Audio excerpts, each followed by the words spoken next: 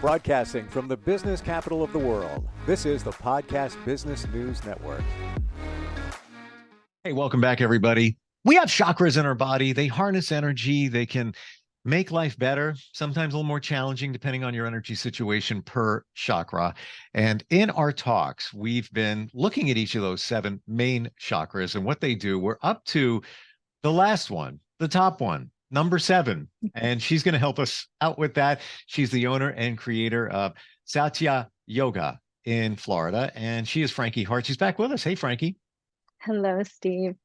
So good to have you here. I've learned so much about chakras. I'm almost embarrassed to even admit that I worked with chakras in a marketing capacity like 10, 12 years ago, but never dug deep into it.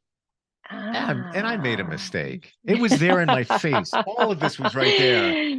Yes. And I didn't absorb it like I should have for maximum benefit of me and everybody else. For anybody that's just picking up on this particular episode, let's just explain briefly what a chakra is. Beautiful. So chakras are described as wheels of light, or I like to say a vortex of light within the body, and they represent certain kinds of energies, right? So when we're talking about energies, we're really getting beyond, say, the logical mind, because these are something you have to really experience within yourself.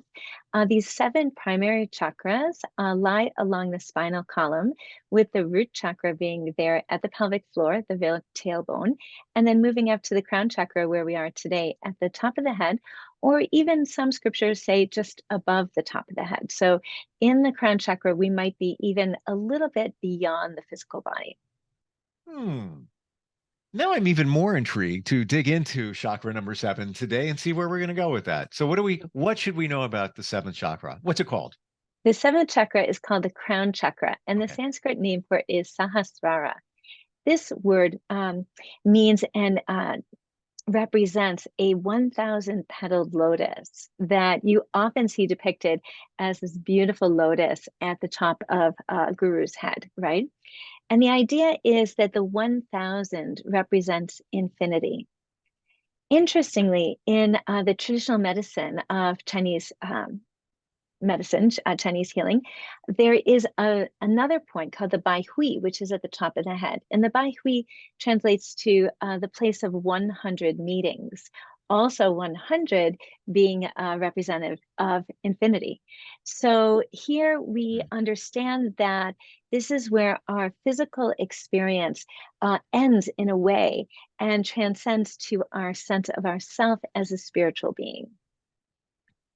Very interesting. And I've often heard that when you're harnessing energy from above, it's almost as if you picture a light coming through the crown chakra, which maybe explains why when you say it sits above your head, you could look at it that way. Yes, and that it is both of the physical body, but not the physical body, or that we have, what I'd like to say, really to jump in right now, is that we could say, I am a spiritual being having a human experience or having a physical experience, right? And very often we think of ourselves as physical beings, say 95%, and I have a little bit of myself who's a spiritual or inner being, right? But really, when we think of it in a deeper understanding, we understand that the spiritual sense, this innermost sense, is vast. And by comparison, our physical body is actually not as all-encompassing as we think of it. Certainly, it transcends, when we die. And so when we're looking here at the crown chakra does not have an element. Like we talked about, the root chakra had the element of earth, and the sacral chakra, the element of water. The 3rd chakra, the solar plexus chakra, the element of fire. Here at the crown chakra, we are leaving the physical body, leaving the physical forms. And so we're entering just into pure consciousness or pure spirit. And so we no longer have that physical embodiment. And I think that's where that idea of it's at the crown of the head or just above the head is really quite poignant. Would you say that the crown chakra is the most spiritual chakra? Yes, Hmm. yes, it is. And it's the subtlest of all of the chakras in that way. It is also, Steve, the source of all of the other chakras. So so it is our connection with, whether you want to call it source energy, universal energy, divine energy. And that here from the crown chakra, these other chakras receive the source of their energy, right? Or are sourced, we could say, of energy. I Mhm. had that visual, but I want to make sure that it is completely clear. So, Frankie, are you saying that the crown chakra, in some regards, feeds the other chakras? Yes, Hmm. yes, Wow. yes. Which is why, even if we don't consider ourselves a religious person, say, if we have experiences that create a sense of like a spiritual void within us, say something very devastating has happened, and we lose that sense of connection with other people or with the good in the world, something in this spiritual plane, it is so devastating for us, right? And when we're looking at situations of even something like depression or suicide, the crown chakra becomes very, very, very important. Wow. So, how do we harness the power of the crown chakra? What are some suggestions? What should we be doing? Beautiful. Well, one of the things that I like to talk about, because it's so similar to the chi work that I do, or the energy work that I do, people might say, well, I can't feel chi, or I can't feel energy. In yoga, the word is prana. Other people might say, oh, I feel the warmth, or I feel the tingling, I feel this sensation or that sensation. And then often a student will say to me, oh, Frankie, I have no chi. I can't feel it. Hmm. And I said, oh, of course you have chi. You are alive, right? You are alive. You have chi. Similarly, we might say, "Oh, I have no sense of my spiritual self. I don't have a spiritual self." And I say the same thing. You do. You are alive. You are a spiritual being having a physical experience. And whether you know that or not through some of the more dramatic ways of experiencing that is not as important as that you trust that that is part of your experience. And then you can lean into it, Steve, and cultivate it, right?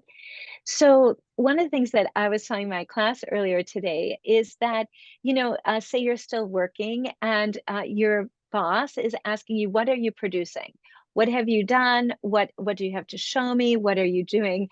They don't walk in and say, "Oh, how are you being today? Can I help you cultivate your sense of innermost peace and happiness?" Right? You're never going to hear that. Maybe from you, but From that's me, it. you would. Yes, Yeah. yes, yes. And the irony of that is that when we are deeply connected to our sense of our innermost being, we are actually profoundly productive, because we can manifest our dreams, right? We can manifest things because we ourselves are experiencing that connection to our own source energy, which is the source of all manifestation. But our Western culture, and I think most cultures, still we have a way to go in terms of embracing that, is certainly in the workforce, but even in your family life. You might come home and ask your spouse, what have you done today? Or what have you done for the house today? Or have you done your chores, right? And it would be so beautiful if in our relationships, especially our personal relationships, we could start to foster just that moment of saying hello. In yoga, we have that term namaste. And namaste means that the light in me, which is the spiritual sense of me, sees and greets the light in you. I can Hmm. only do that if I'm connected with the light in myself. And we were talking about that, right, with the relationships and the heart chakra, right? That if I can cultivate this sense of myself, not only am I helping myself, but it's actually a gift to the whole world. It's so funny. When do you hear somebody say to you, "What did you do for yourself today?" Yes, Like, yes. never. Yes, And yes. And yet we can. So, Steve, let's just challenge all of our listeners out there. We can ask our loved ones these questions. We really can. And it is radical. They might look at us like, what do you mean? But if we ask and then lean into that answer, oh, how beautiful. And they might say, some of my students might say to me, Frankie, I haven't done anything for myself in years. Sometimes my students are not only parents, but they are taking care of aging parents, right? And then, when is their time for themselves? But we can learn in these practices that even just a few minutes a day of quieting down, checking in with yourself, tuning into your breath, especially if you're a caregiver, helps you really sustain the long term. Because when you are a caregiver, it's not a sprint, it's a marathon most of the time. And we have to take care of ourselves along the way. And then we can actually enjoy the joy of the journey with our loved one, right? Our loved one, perhaps who is dying or has dementia, they want to be with our joyful self. They don't want to be with our servant self only. You know what I mean? Mm. And what a gift to be able to show up and still spark that joy from within, which lightens their day and their journey of transition so beautifully. Hey, but imagine this. If somebody were to say to somebody else, what did you do for yourself today? Right away, that opens the door to it being acceptable to doing Mhm. that. Yes, Where, it does. self-care, I think we briefly talked about this. A lot of us don't do it because of guilt. We feel guilty. Absolutely. We're doing something for ourselves. Absolutely. And if we ask someone that and they actually give us a beautiful, honest answer, we're immediately fostering intimacy, right? And it doesn't have to be a romantic intimacy, but that connection. Right. And that connection, Steve, is what the crown chakra is all about. Mm. When we are disconnected from crown chakra energy, we feel separation, we feel alienation, we feel like we don't belong, right? And this, for many of the children in our world right now, especially in our country, is really, really, really significant. Oh, When we yeah. talk about cyberbullying and all of that, children feeling like there's no place for them, they can't, they're not safe, and they're not accepted. Um, so Even, and this, can I just add yes, in here, even among please, their peers, and if you do a search right now, you'll find that there is a mental health crisis in America right now. And to your point, Frankie, the largest target audience of that crisis are teenage girls. yes. And the feeling of disconnect, uh, ironically, they're connected through social media. But on the flip side of that, not a good thing because of Right, cyberbullying, right. image issues, trying to Yes, look like yes, people do on TikTok and Snap and all of that. So yeah, it's a big thing, but you make it more clear that it's a yes. disconnect. They feel It is. disconnected. Absolutely. And, one of the troubles with social media, and there's a lot of things that are wonderful about social media, but one of the troubles with social media is everybody's talking and who's actually listening, right? And I think some of the way in which we really have listeners is in that young, prepubescent teenage audience where they're really leaning in and they're listening and trying to guide and model themselves from that. Uh, so this is going to lead me right into a quote that I wanted to share today with you. Some of you will be familiar with Maya Angelou and Brene Brown, two amazing speakers and writers. So Maya Angelou had a quote that Brene Brown shared that she struggled with, and the quote was, "You're free when you belong nowhere." And Brene Brown goes on to say, well, I love you, Maya Angelou, but what are you talking about here? Because I'm struggling with this one, right? Because belonging is such an important sense for our human condition. And Maya Angelou goes on to say in an interview with Bill Myers, when he was kind of pushing at her, well, what do you really mean to belong nowhere? And she said, it is that by belonging nowhere, I actually belong everywhere. And then he pushed a little further and she said, I belong to Maya. This is really powerful. This is crown chakra here. So then Brene goes on to explain this really beautifully in her reflection. She says, true belonging is a spiritual practice, and it's about the ability to find sacredness in being a part of something, as well as having the courage to stand alone. Hmm. So really, I'm gonna lean back on this one, Yeah, and I don't normally, but it sounds as if she's saying that she needs to be within herself, and that's what she's saying. I don't belong anywhere. I don't, you know, I don't. Yes, you do, but you don't. The most important thing is belonging to yourself. Yes. So I don't really need to belong in other places, call it groups, relationships, all of that. Yeah, you do, but you really don't if you got all Right. this inside. You belong to you. You belong to you. And that way, Steve, whether it's a relationship with one other intimate partner or a relationship with a group of people, you are free. And in this freedom, you now connect with people who are connecting with you with true intimacy. They're connecting with who you authentically are, Mm, rather than you trying to mold and change yourself and adapt yourself to other people. And in that sense, there actually is no belonging because there's no you in the equation, right? We all mm, talk here about relationships where people say, well, I lost myself along the way. Well, how did that happen? At what point did you start to let go, right? So one of the things that just some ideas I wrote down here is mm, one of what I love about Brené's comment is she's saying true belonging is a spiritual practice. That's crown chakra.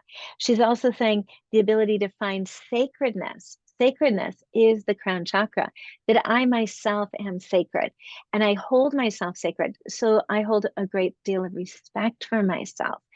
So self-respect is key. When you were talking about ways to foster, cultivate crown chakra energy, in what ways can I take care of myself during the day? And in what ways can I build this sense of respect that I have for myself? When mm. we're free to belong in this way, this is called liberation. And there are other words in yoga like this: liberation, enlightenment, samadhi. Samadhi is the last of the eight limbs of yoga, and it's the hardest for people to grasp if they have not yet had a meditation practice. But I always say samadhi is that place within yourself where you have no resistance. You love everything and everyone. And that's where like that beginning love, first love is so magical to us, because when you meet somebody and they've just fallen in love, they don't have migraines anymore. Their job doesn't bother them that much anymore. They're, Yep. you know what I mean? All the chronic complaints that happen, they're moved way into the back burner. So when we can find this within ourselves, not just in a condition of, say, initial love relationship, then we find this freedom within ourselves, and we then are no longer experiencing separation. Separation is the root of so much suffering in life, Steve, right? And so separation is what is eradicated at the crown chakra, just like darkness is eradicated by the light, right? So we have ideas within this that we're led to see that there is no darkness. Actually, there's just light and the absence of light. So when someone says, oh, I have to I have to find or build my spiritual self, or I always want to encourage them to be much softer. The Yoga Sutras tell you that everything that you need is within you already, that you will acquire nothing in yoga. So if we're not acquiring anything, what are we doing? We're coming home and cultivating the sense of who we authentically are, right? Mm, And that's big because we might have, we might own something, but we might not experience it, right? You can think of many things like that. You might have a relationship that you have let go, and haven't really cultivated it. You might have part of your garden, you haven't cultivated it. It's still there, but it doesn't have the nourishment. So the same thing, this concept of svadhyaya in yoga, which is self-study. If I self-study, I am self-reflective. I now know, am I in an act of respecting myself and the choices that I'm making? Or am I getting further and further away from my sense of authentic self? And so these actions that I'm doing, maybe to belong, to fit in, to have companionship, maybe they're actually stripping me away from that real intimate place in my life. ring the Frankie bell. Because, out of all the stuff we've talked about, I think that is very important and profound. And the visual I got when we're talking about adapting to others, Yeah. it's you're the planet and the others should revolve around you. I don't mean that in an egotistical way. You're here and they go around, as opposed to you trying to conform to others and be that planet going around them. Absolutely. Absolutely. And then, like I always felt like when I was dating, I wanted to meet someone who was their authentic self with me, not somebody who was on good behavior. And so if somebody is losing their own course to revolve around my planet, then say we get married, then what's going to happen when they want to go back to their own trajectory if it has nothing, in common with mine, right? Right. And so if we are courageous enough to be our own real self and to stand alone when we need to, and there are times when we need to, and I'll talk more about that in a minute. But if we're courageous enough to do that, then all of a sudden we start to find like-minded people who are also standing alone, that we couldn't see them before. And we can connect there because we've only perhaps been connecting at a different frequency before. And I get that. Absolutely. In terms of the frequency, we've talked about that before. How does that happen? How does that happen where, okay, you're within yourself, you're all good. Yeah. You don't conform to others. You're true. You're your own authentic self. What you just said before. I want to find somebody who's they're authentic. Yes. You found it in you. Why do you connect with those other authentic people? How does that happen? Is it just you're putting it out there and they're putting it out there and it's sort of like meshes together? It really is. It really Okay. is. All And right. and here at the crown chakra, we have this connection with source energy.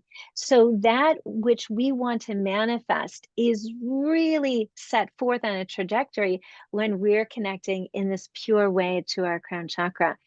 I like to say, that we might not pick the players, we might say, I want you to be my significant other. Well, that might not happen because we don't have the whole picture. But if we can open ourselves up in a very playful way, so play is key here. I don't want to take myself too seriously. I don't want to take all these other things too seriously.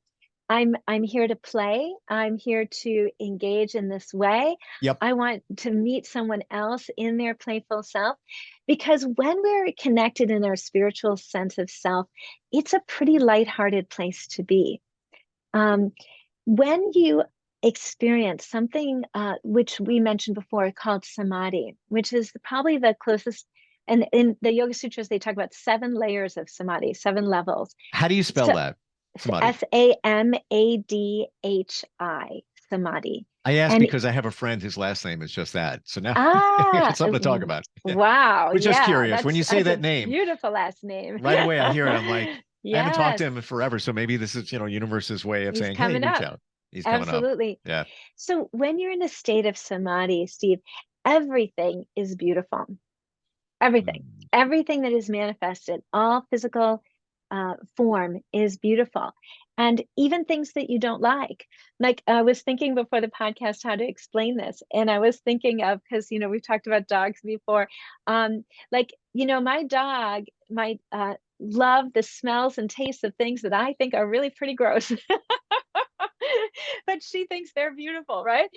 And in samadhi, it's as if you no longer have that resistance to that, right?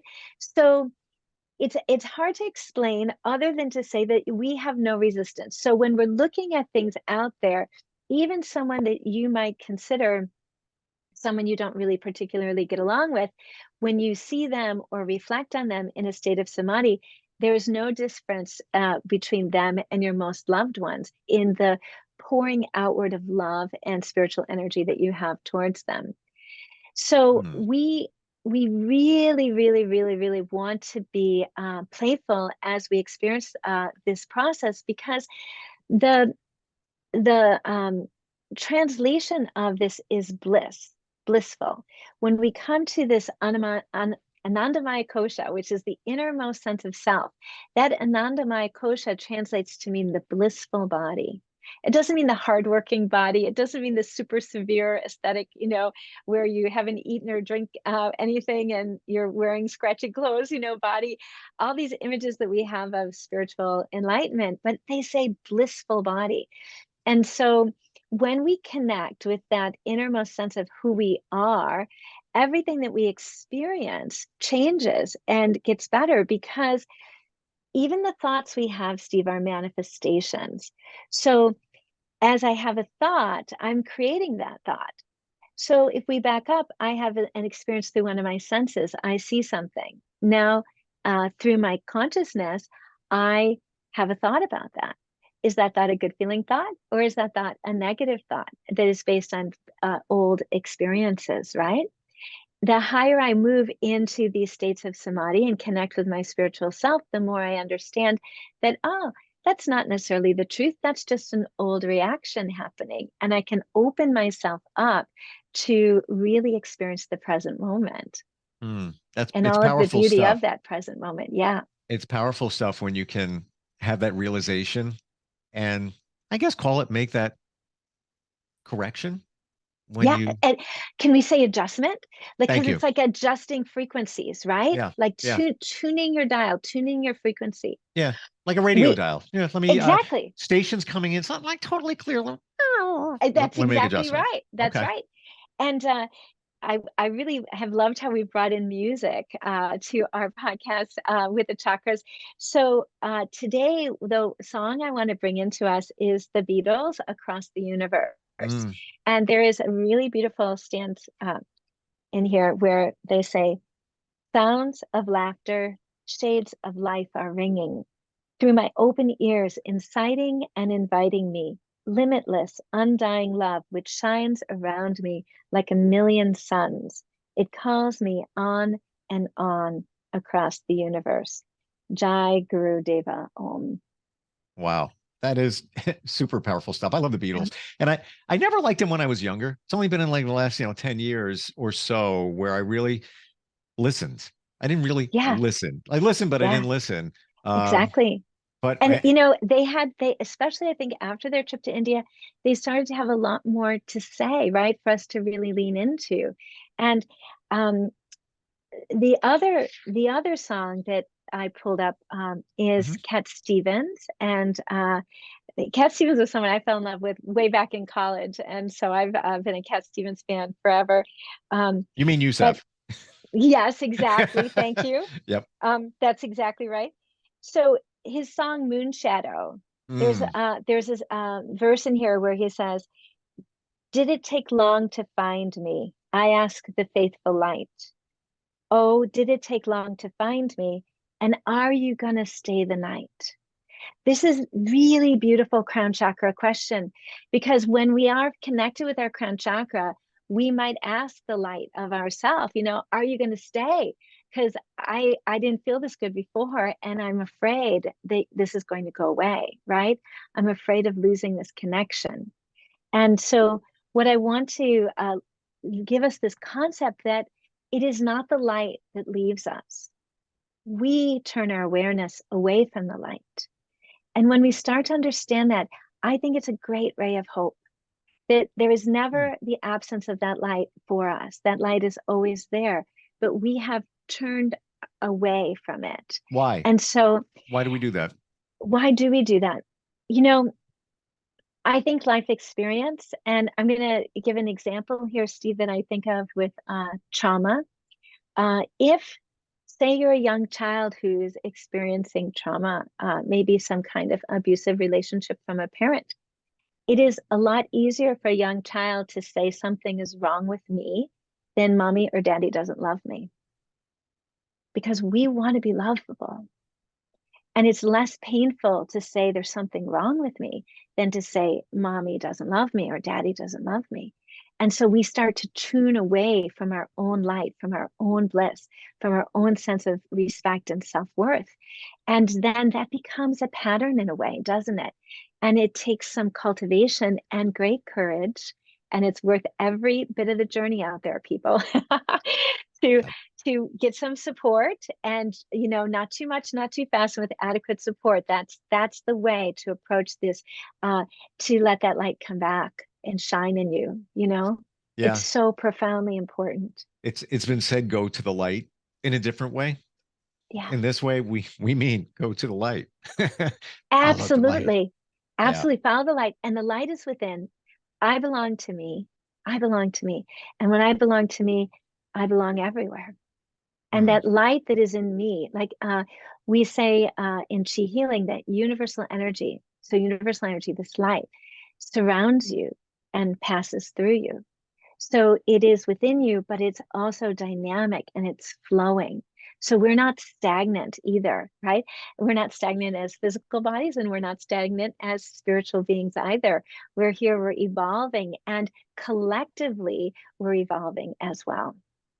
We're way over time. But whatever. Tell me how we reach out to you. If we want to find out more, we want to talk with you. How do we do that? Beautiful. You can reach me at Satya Life, SATYALIFE.com, or call 863-802-9642. And I'd love taking questions, and anybody who would like to have a discussion of how to start these practices. That's beautiful. I do work with people in the Zoom setting, and I do work with people privately as well as in a group setting. I want to leave us with a mantra, if I could, Steve, for Please, today. please. So the mantra that I have created for you for the crown chakra is very simple. And it is just this: inhaling, love is all there is. And exhaling, I am love. Inhaling, love is all there is. And exhaling, I am love. Mm. Interestingly, Beatles lyrics, Yeah, all you need is love. yeah, And yeah, what are the lyrics? yeah, You just said them. exactly. Part of it. Love is all there is. There you And they go. say it over and over and over. They were onto something. As I get older, I realize that. And Beatles, in such a short period of time between writing, recording, touring, women, substances, all of that in like Yes, 6, 7 years. OMG, how you did that, guys. yes. Like that's a testament to their talent. It really It was. really is. And a testament to the message or the language they were reaching out. Because, like you said earlier, we want to bring these understandings of really quite ancient cultures and times forward. And I think they really did that, and they did it through our pop culture. And we listened, we responded.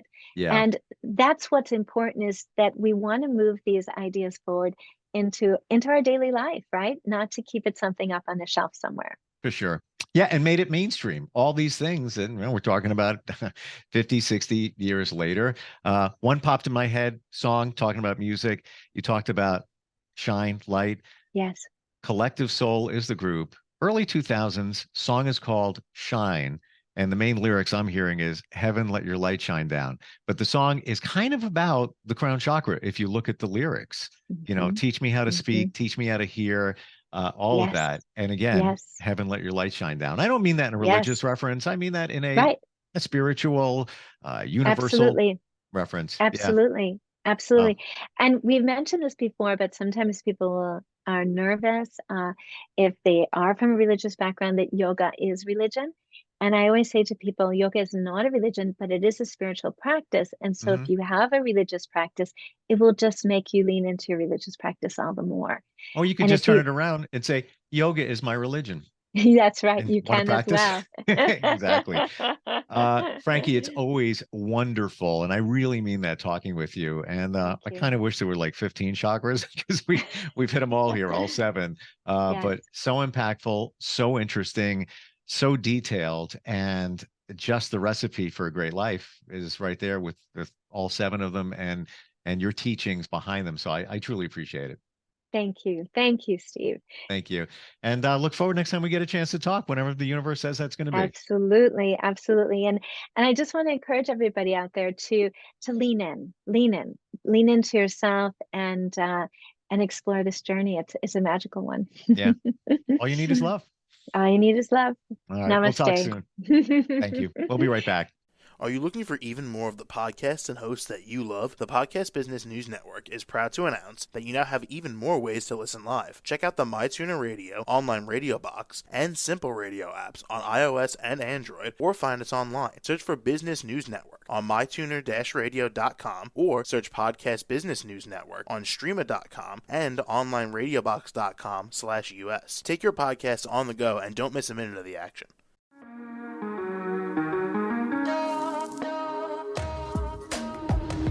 Broadcasting from the business capital of the world, this is the Podcast Business News Network. For nearly 2,000 severely injured veterans, everyday life has become filled with barriers. Day-to-day simple tasks can become pretty daunting. I have to carry my chair up 2 flights of steps or have somebody do it for me. What scares me the most is just the falling. When I'm struggling with my house, I think, to have that one great barrier just knocked down, it's crucial. Home for Our Troops is a wonderful nonprofit that builds a Mortgage-free, fully adaptive, handicap-accessible house. And there's no catch. It'll be our very first home that we've ever owned. This is a game changer. This is where your life begins again. We need you to join us in completing this important mission. Please visit hfotusa.org and help build homes and rebuild lives. Because of you, everything's going to be okay.